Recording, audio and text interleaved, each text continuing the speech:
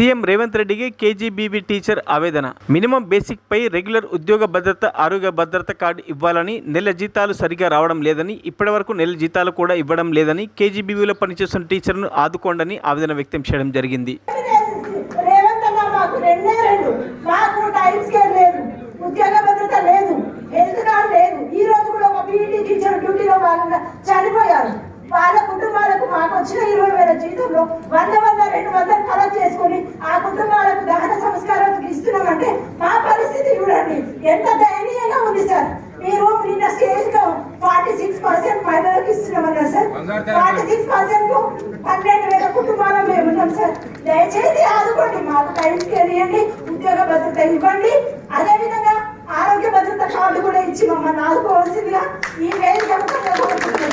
మరిన్ని అప్డేట్స్ కోసం మా ఛానల్ని సబ్స్క్రైబ్ చేయండి.